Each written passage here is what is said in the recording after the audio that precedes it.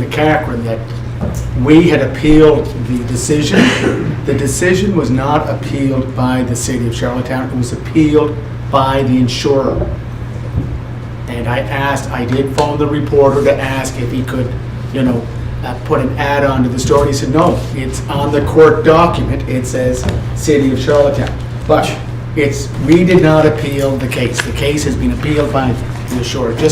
And I know that there were some tweets that said you should know all the facts before you start talking about it. And I think that's the fact. There's no other fact about it. So I just wanted to clarify that before we moved on. Any declarations of conflict of interest? Okay. Now, on the agenda, do you have any, do we want to move anything there, Councillor Duran, or do you want to leave it till it comes to that? Okay, we can do it now? Yeah, if you want to. Okay, the resolution to amend the fees. Our committee met and we decided that there would be a couple that we'd take out due to the amount of stress we feel that it would cause elderly people or people that wouldn't have a computer or internet to charge them a $2 fee. So that was one. We had a couple others. Now there was still added to this resolution tonight, and it was forwarded to Finance, which our committee didn't want to do that. So I would like to defer that motion and send it back to the committee so we can get clarification and come forward with a package that would certainly state what we wanted coming from our committee, if that was possible. And the full agreement of the committee, the standing committee. That's what I'd like to see. So, Mr.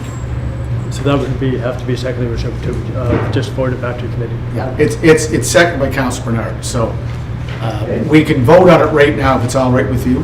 What's the $2 fee for?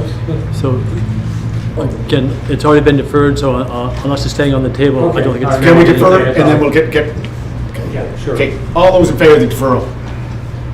Councilor McCabe, yea or nay? Yeah, in favor. Okay, so we'll just defer that. So Mr. McEwen doesn't have to stay on the call, does he, Mr. Kelly? No, Your Worship, he's good to go. Anything else that we have? Thanks, Richard. What's that? No, I was just thanking Mr. McHugh. Is that it? Okay, approval of the agenda. I need someone to move it. Moved by Councilor Ramsey, second by Councilor Duffy. All in favor, please raise your hand. Councilor McCabe, yea or nay? In favor. Okay, so discussion items, planning and heritage resolution, RFP, award, official plan review. Want to read that off, sir? So, Your Worship, moved by Councilor McLeod, second by Councilor McCabe, that as per the conditions of the request for proposals on the City of Charlottetown official plan, the submission of O2 Planning and Design, Inc., in the amount of $264,993 plus applicable taxes be accepted, and that this be expensed on the 2022-2023 operations budget, Your Worship. Questions called? Okay, all in favor, please raise your hand. Great. And Councilor McCabe, yea or nay? In favor. Okay, 10-0. Go with the next one, sir. Your Worship, moved by Councillor Ramsey, seconded by Councillor Tweel, that as per the conditions of the request for proposals on the City of Charlottetown strategic plan, the submission of Group ATN Consulting Inc. in the amount of $113,690 plus applicable taxes be accepted, and that it be expensed of the 2022-2023 operations budget, Your Worship. Questions called? All in favor, please raise your hand. Okay, Councilor McCabe, yea or nay? In favor. All against? Okay, 9-1. Councilor Duran opposed. Okay. Next one, sir. Your Worship, moved by Councillor Cody, second by Councillor Rivera, that as part of the 2022-2023 operations budget, the changes to the fee schedule for planning and heritage as approved by the Planning and Heritage Committee and outlined below be accepted, Your Worship. Rezoning goes from 800 to 2,000. Official plan amendments from 600 to 1,500. Rezoning, including of official plan amendments from 14 to 3,500. design review applications from 100 to 400, and further that the request be revised to Schedule D, Planning and Heritage Department Schedule of Fees as attached be approved. Okay. Question, sir? do. Speak loud so that Jude can hear. Chair, planning now. Chair of Planning? Right over there.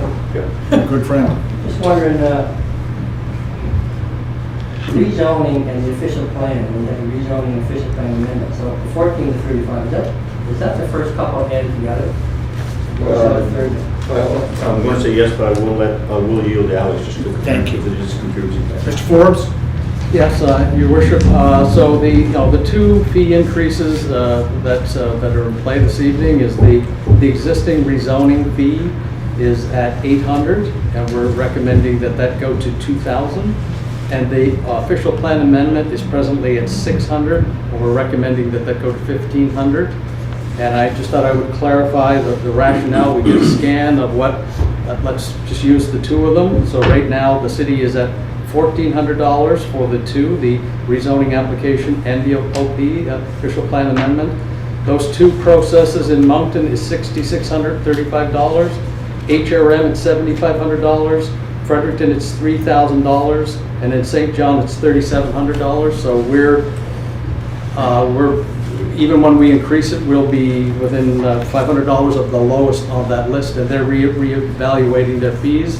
One of the reasons that it's not only expensive at the best of times for rezoning, we have to pay the Guardian for their ad, and that covers the $800 fee. It goes right to the Guardian to pay them for the posting. And then we're running these WebEx meetings, and it's the WebEx that is stressing the costs to the existing system. It's really a decision of council, but I think the public are very comfortable with using WebEx, and even staff sometimes like to use WebEx, but it's just a matter of that WebEx. When we rent the Charlottetown Hotel or the Confederation Center, we're running WebEx as well. It's thousands of dollars more. So I talked to my colleagues, they somewhat agree that this electronic format that came out of COVID has been very effective for some people. And now that the public are used to it, it's somewhat hard to eliminate that. That's your decision, but that's some of the pressures on those fees at this time. Thank you, Your Worship. So the driver on this is really the WebEx meetings. The extra expense cost to host the WebEx meetings. It's a component, but I think we were low even before the pressures that were put on it. I mean, just to be clear, that these costs are just really the cost to the municipality. We're not charging all the planning time, the time of council to meet. I mean, we're just trying to cover our hard costs that we pay out usually to a third party, the same as and with a design review. Some of that fee just goes directly to the design reviewer. The staff do the processing of that as a part of your general revenue, but again, we're just trying to recover the hard costs that cost the municipality when you ask for a rezoning. And when you ask for a rezoning, it's something very specific. A citizen isn't required to ask for rezoning. They have a very specific purpose. It's the cost of doing business. So, again, it's an increase, and I know that it's hard for anybody to deal with these increases, but we are certainly not out of line with other municipalities. Thank you, Your Worship. Thank you. And just to give you an update, Councilor Bernard, we were at the FPEI annual meeting today, and I believe most municipalities going forward will be looking at a hybrid of WebEx and in person. So we're not, I don't think we'll be the only municipality looking at this hybrid type of public meeting. If I may, Your Worship, so the COVID building, they just had that screen installed that we've seen today. Right. And the purpose was simply for meetings and bring people in online as well. So, and if I may, just before we go any further, something I've been kicking around, and I don't know what council feels, but it might be something to move forward, and that is why we don't have our public meetings over here at the Charlottetown Fire. Why we couldn't have Pater or someone come in, maybe the odd sound baffle might be needed, whatever, but it would make, it's elevator, it's accessible, and instead of bouncing around all the city having public meetings, we can have them, because I forget, what's the Confederation Center charge? 5,000? It's $5,000 or more depending on if So- it's WebEx. You know, it would be a convenient factor and it'd also be a little cheaper on the pocketbook to be going over there. It's close to the planning office, it's close to City Hall, and it's accessible for the public. So it's just a thought I had, and I don't know if it goes any further. I'm not even sure what committee that would fall under, but Planning. I think it's an idea worth exploring. Yeah, fall under planning. Yeah. Anyways, something to consider. Yeah, something to do, you know. Thank you. Question called? Question called. All in favor, please raise your hand. And Councillor McCabe, yea or nay? In favor? Thank you. I oppose. You opposed? Okay, I better amend that. Okay, Mr. Kelly, want to read the next one? Yes, Your Worship. Your Worship, moved by Councillor McLeod, second by Councillor Duffy, that as per the conditions of the tender on Beach Grove Road culvert replacement, the submission of Birch Hill Construction Limited in the amount of $3,287,750.52 plus all applicable taxes be accepted, Your Worship. Good news story for Ward 7. Oh, want to make a comment there, Councillor? Just a quick question, Your Worship. Thank you. What was the lowest bid last year on this project? So I know we parked it for a year because the bids were too high. Do you recall what it was? I don't recall, but Scott Adams is online, Is he? and he might have an idea. Scott, are you able to answer that question? Your Worship, at this time I don't have those numbers in front of me, my apologies, but I can definitely circulate those first thing in the morning. I think it was 3.4 million. That's what it was last year? Yeah, 3.4. Okay. How much, Your Worship, sorry? 3.4. And that didn't include the box because the box was bought separate. Yes, that's right. Yeah, Oh, so this doesn't, gotcha. the box was a separate tender. Gotcha. Yeah, it's already been purchased, yeah. Councillor Yankoff? I just had a quick question, and it's just on the process. I don't see, along with the resolution, I don't see a staff and committee recommendation. Usually that's with the report, isn't it? Yeah, Yep, Public Works. yeah, I mean, it was circulated. It was as forwarded via from- email, it but was- usually it would be included for the rest of council to see how we got to here, where we are. The evaluation points. Right, and more so, like, is staff recommending this? Did committee recommend it? Both did. Okay, yeah. I just thought it would be unclear for the rest of council who's not usually privy to what's happening at the committee level. Thank you for clarification. Thank you. Questions called. Questions called. All in favor, please raise your hand. Councillor McCabe, yea or nay? In favor? Councillor Picard, yea or nay? Okay, 10-0. Want to go to the next one, sir? Yes, Your Worship. Second reading. The City of Charlottetown Taxi Bylaw Amendment Bylaw 2021 TX-ONA. Amend the City of Charlottetown amend the City of Charlottetown Taxi Bylaw 2021 TX-ONA to increase the base fares within Charlottetown, reflect changes in dispatch systems, and address smoking in vehicles. Moved by Councilor Bard, second by Councilor Duffy, that the bylaw, moved by Councilor Bard, second by Councilor Ramsey this time. Therefore be resolved that the City of Charlottetown taxi bylaw be read a second time and that the said bylaw now be approved and adopted. Shall I carry? Carry. Against? Okay. Councillor Tweed, yea or nay? Councillor Yankoff, yea or nay? In favor. Yep. Councillor Bard, Councillor Ron, Yes. Councillor Ramsey, Councillor, okay. And Councillor McCabe, yea or nay? In favor? Okay, 9-1. Your Worship, the City of Charlottetown amendment to the official plan, PHOPA.1, to adopt a bylaw to amend the zoning and development bylaw to amend Appendix C, approve site-specific exemptions as per Section 3.11, site-specific exemptions of the zoning and development bylaw to develop a 4-unit residential apartment building on the property located at 18 Park Street, PID 365502, subject to the signing of a development agreement, Your Worship. Moved by Councilor McLeod, second by Councilor Cabe, that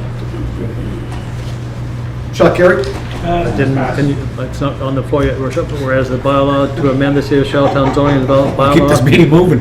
as pertains to 18 Park Street, PID 365502, as attached, was read and approved the first time on April 11th, 2022.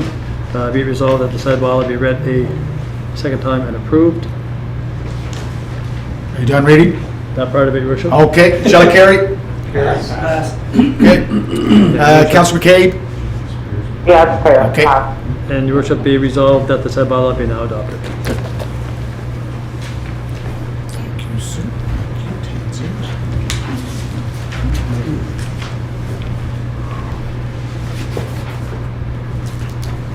There they are, so just check them to make sure you got them.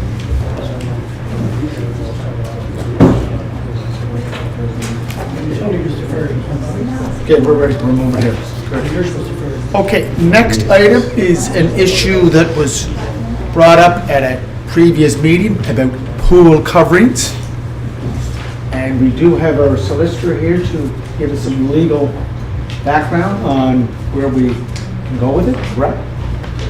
You want to, and Karen, could you just get up close to the mic because Julie's down on the beach in the Dominican Republic. And we're up here, just trying to bear the winds and the The fact cold. that she's attending this meeting down there, just Yeah. kudos to her. Here, here. Yes, well, Just like our Councillor Yanka from Melbourne, was it Melbourne? 1 a.m. I got up to do meetings for lunchtime meetings here. Hey, That's why you paid the big bucks. Sorry, Karen. do you want to go? You can use the podium if you wish. Oh, that's all right. This is an update from the previous meeting when I was here, and we had provided some information with regard to potential options and some of the pitfalls of going in one direction versus another direction, and council had then requested that we go away and look specifically into the Chilliwack model of having in place a restrictive covenant which would be registered on the property, and to see if that would work. So we have done that. I assume, has this been circulated? No, it's all legal. Okay, fair enough. Yep. So essentially, Just before you go, Karen, Yes. I did send an email, a picture to everybody through your cell phones on what the actual pool cover looks like. We didn't get it, we did a couple of minutes. I know some people have seen it, some haven't. So, just to give you an idea of what. okay. So essentially, the city had thought that it would want to follow along with the Chilliwack model, which for Chilliwack is actually a pretty good model because they can register an indemnity against the property that runs with the land. And that means that whoever buys the property then also has to take on the burden of the indemnity to the city for any damages that might be occasioned if somebody got hurt and tried to sue the city. Okay, so that would have been a good deal. The difficulty for the city is we don't have the same provision allowing that kind of a positive covenant to be registered against the property and run with the land.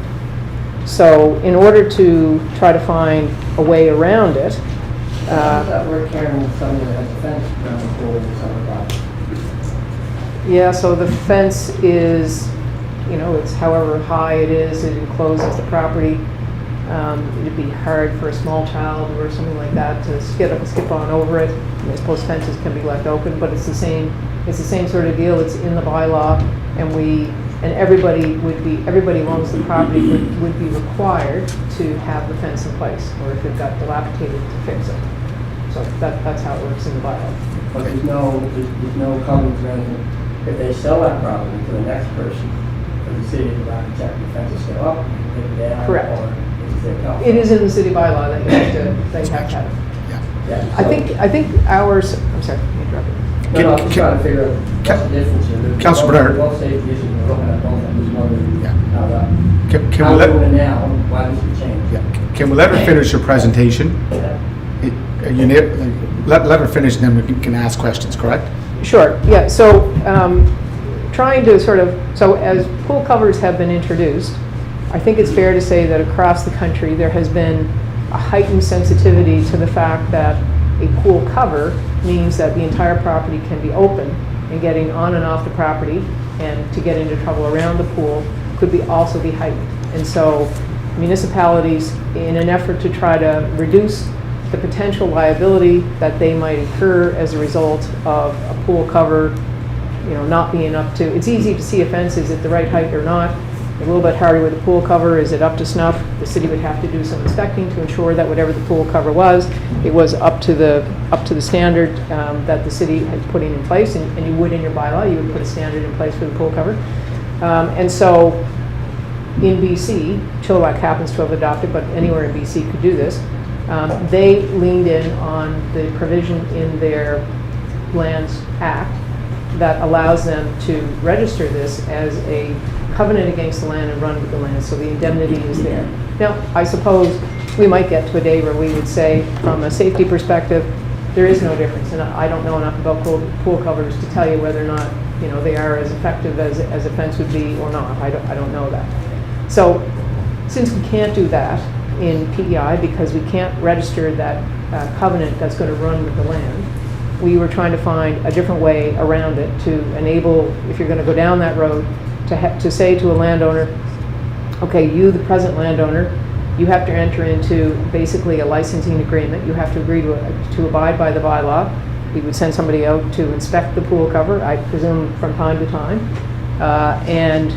and the landowner is then agreeing, and we register this against the property, not that it's a covenant, but they would agree that when they go to sell the property, they will advise the next landowner of the fact that they too have to enter into an agreement with the city that provides that indemnity if they're going to continue to use a pool cover. They could choose to do a fence and be done with it, but if they wanted to continue with the pool cover, they would do that. And the reason that we have to go that way is because once the pool is sold, or once the land is sold, you've lost the benefit of the indemnity running with the land. So that's kind of our workaround, to be honest, is really what it is. It's a workaround. Is it a perfect workaround? Possibly not. I mean, it wouldn't always be the case that the city will be aware every time a property with a pool cover is sold, so we wouldn't potentially get notice. Somebody may not advise a landowner coming in that they have to enter into an indemnity with the city. They may not do that. Somebody might buy the property and not, if they paid cash for it and they weren't searching the land, they might not see that there was that licensing agreement that was registered against the title. We think registering something is going to make anybody coming along looking at the land go, okay, there's something here that I got to deal with, so they're at least going to know of it. Whether somebody would choose to buy the property and say, I'm not going to enter into the restrictive covenant for the city, I don't know. They would be offside the bylaw at that point in time, right? And so they could be prosecuted. So the other sort of big difference is, if you have a covenant running with the land, then that is something that you can take action on, that covenant against the land. You can seize on the land. For us, we just have ordinary enforcement procedures pursuant to the bylaw.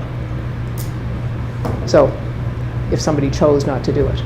So it's not a bad workaround, but it's not a perfect workaround. I guess that's the best way of putting it to you.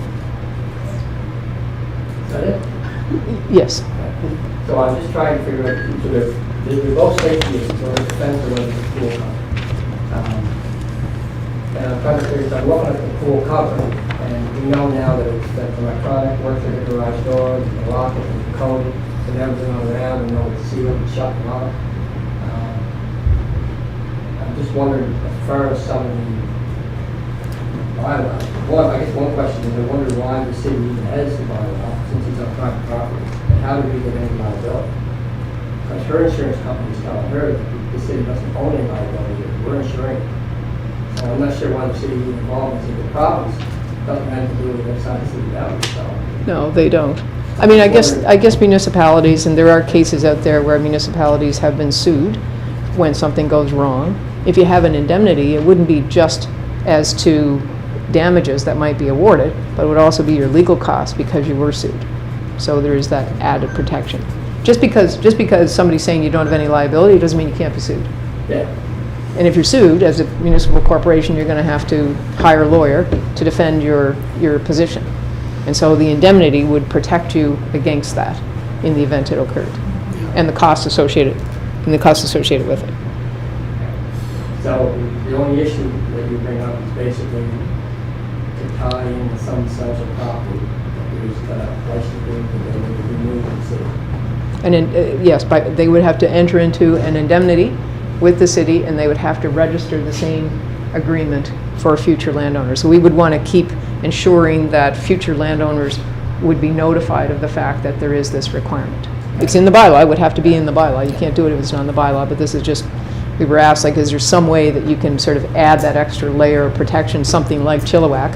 And this is the way that we thought that we could do it, since we don't have the same statutory ability to register that restrictive covenant that runs with the land. Councillor Yankoff? Yeah. Two questions. In simple terms, is this very similar to when we enter into encroachment orders for residents and the time of case? If someone sells their house and they have an encroachment order because they're encroaching on the city right away, it's up to the homeowner himself to make sure that money is continuing to pay. And my second question would be, what would happen if a property owner, this happened and they entered into this, and they sold it and didn't notify the other homeowner and it wasn't caught, so there's no indemnification clause, is the city then liable? The city would not necessarily liable, but the city would not have, the city, if they were sued, would have to hire a lawyer, because the law is that a corporation needs to be represented by a lawyer. That's not me just drumming up business. But then the insurance, and then no insurance for it, so they would have to pay for it themselves? potentially, yes. Okay. Yeah. And Karen, this Yes. is Just all- one sec. Is that too quick? You're all right? Yeah, I think that was clear, like, I mean, I think the encroachment example is a very elementary example, but it's kind of the same thing in a little term. Yeah, all we're trying to do is to ensure that the landowners, as they come along, will be required to provide the indemnity and provide notice to a future landowner. And as much as you might say, well, it's in the bylaw, what's the big difference? They have to do it. I think what council was looking for is a way to ensure that was going to happen. And the other part of this, of course, would be when the land is sold and somebody wants to enter into another agreement to keep that, then I think that would trigger for the city somebody to go out and do an inspection. And of course, that means that the city needs to have somebody who's qualified to carry out those inspections. Or you could hire them. Yeah. It could contract it out. Teach somebody else. Yeah. Train another people. Yep. You know, Councillor Vert? So this is all caught in title search, correct? As long as somebody does a title search and that is registered against the land, correct, it would be, you would see it. It's part of every contract, every sale, a title search is, I've never seen one waived yet. Yeah, the only time it ever gets waived is if it's like a close family transaction, or sometimes pursuant to a will, if there's property that passes. I mean, it does happen. So it should get caught. But typically in an arm's length transaction, somebody's going to search. And obviously, if you have any kind of a mortgage that you're putting on the property, you would have to search, because somebody has to certify to the bank that the person purchasing is taking clear title. This isn't so much an encumbrance against title as it is just a notification to the landowner that there's something to be done. Right. Councillor McLeod and Councillor Ramsey. Thank you very much. So, in the case where the pool covering is there, but the owners go in the house and forget to close the pool covering, and the child next door does crawl over and goes in, and they sign the deal, is the city have any responsibility then? I don't know. I mean, it's hard to know. Leave it open. Would somebody say, I'll sue the city? Possibly, yep. Being sued and being held liable for what somebody sues you for, of course, are two different things. But both are going to cost the city money. But if you have the fence there, and regardless of what the owner does it not give the city a little more? It does, yep. But you could leave the gate open too. Well, yeah, Yep. Yeah. you can. Could be a broken fence. Yeah. I'm just asking questions. yeah, and that's why I'm intrigued. Just one second, Councillor Ramsey, and then you. Thank you, Karen, for that. One question was asked the last time this was brought up by Councilor Bernard.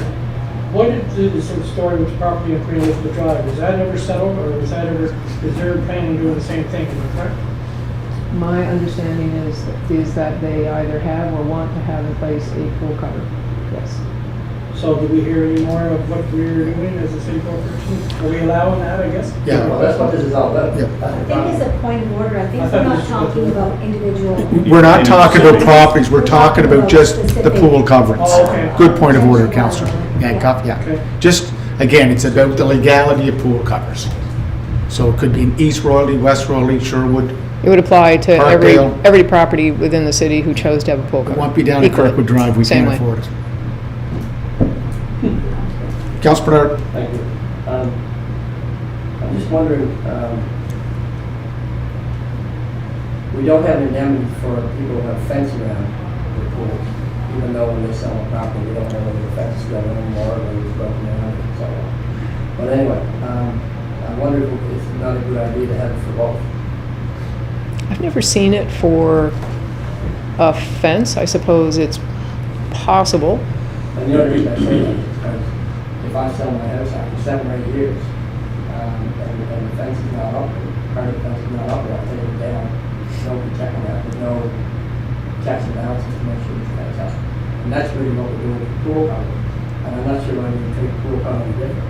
The more I can educate on it, the more it looks to me like the pool cover is a lot safer option, because you can lock it.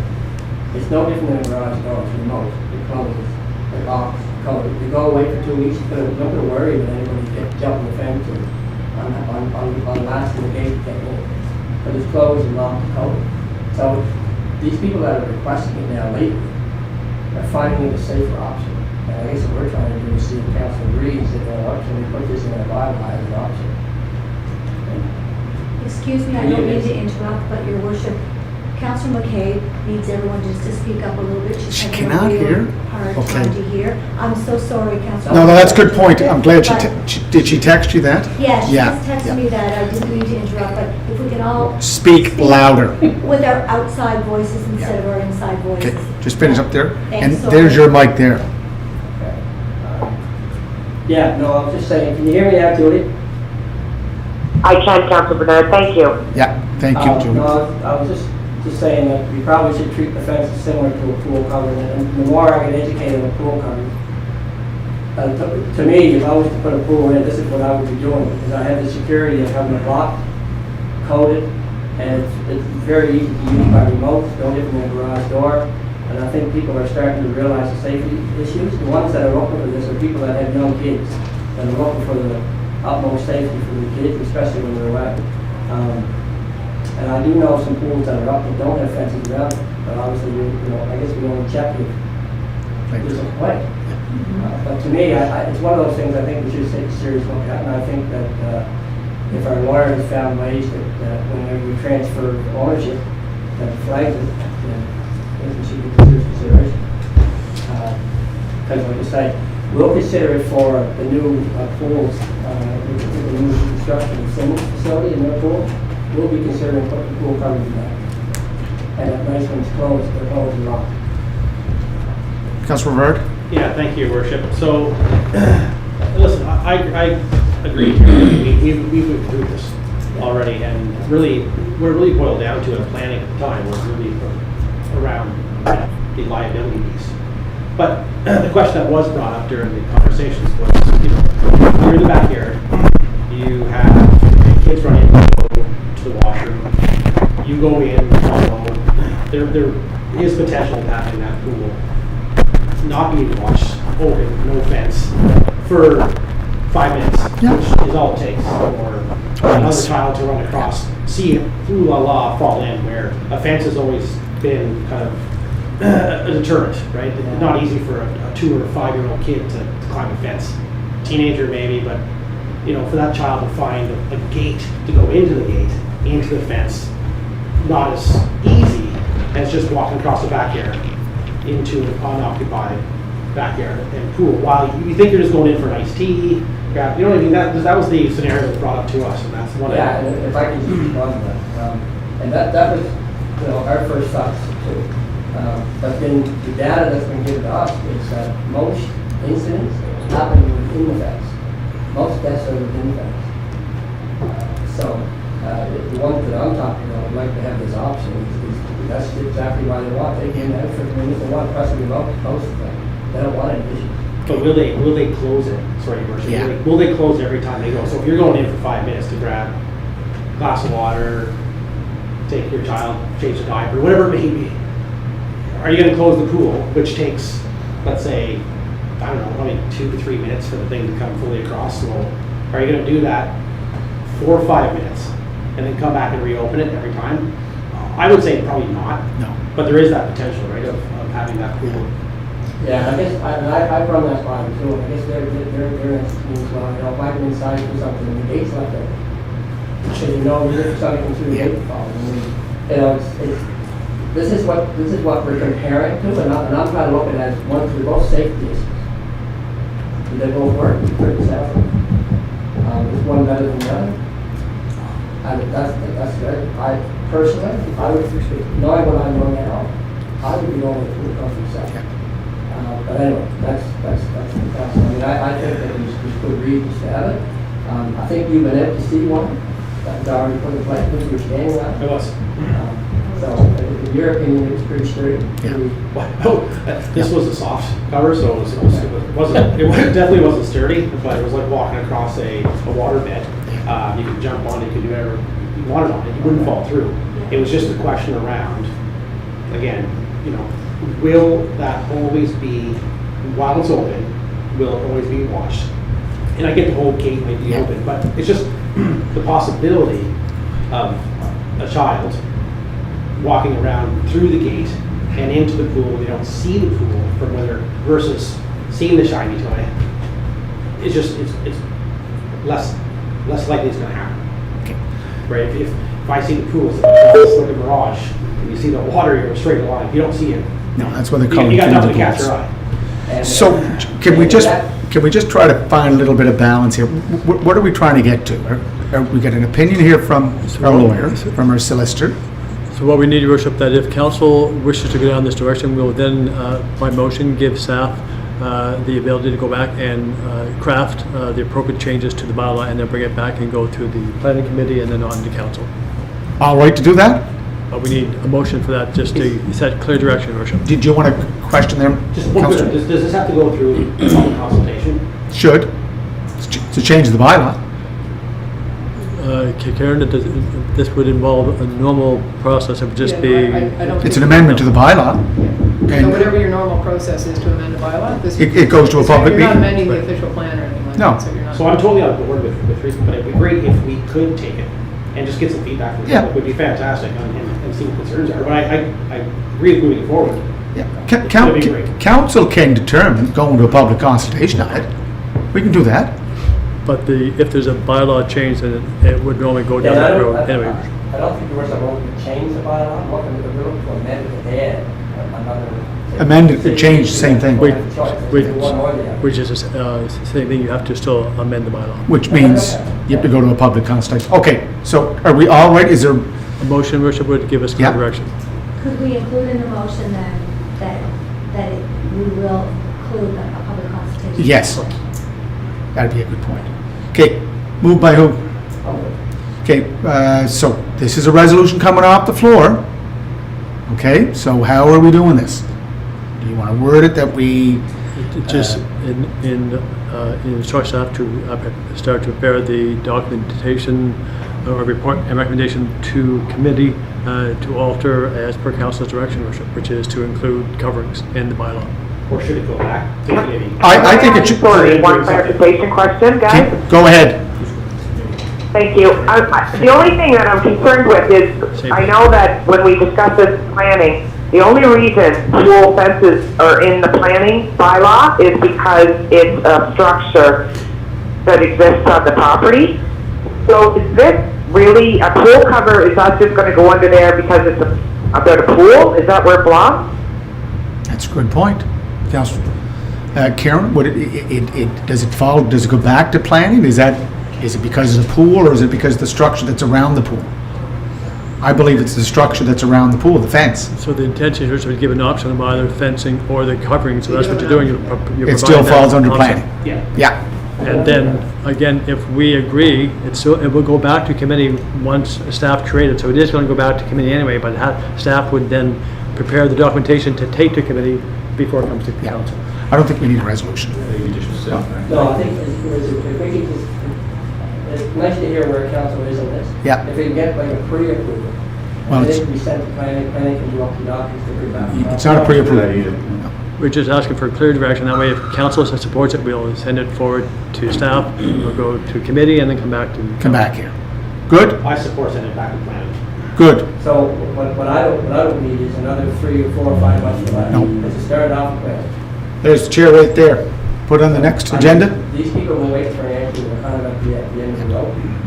A couple of others have been waiting too. So staff will create the amendment that will go to committee. We'll ask them to have it, try to have it by the And then next, come back here. by the next meeting. Perfect. And can we just clarify, so we don't go back into another song and dance? We have all agreed that whether or not it's in the process, we're gonna add the extra process and let the public have some feedback too? It'll go- It it'll will- go yes. to public hearing. That will come. Same way we always do it. It- And then, what? It'll come through the planning committee, the standing committee for planning, development, and And heritage. go to public. So if it's an amendment to the bylaw, it goes to public meeting. We'll make sure that, Has to go again, to public council said to meeting. do it, so we'll make sure that's public.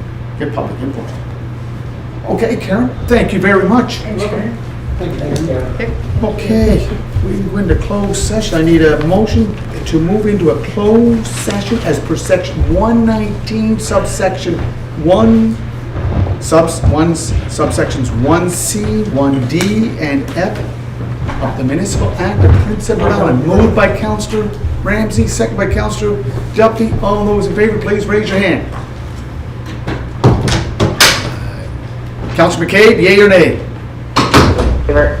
Okay. So on the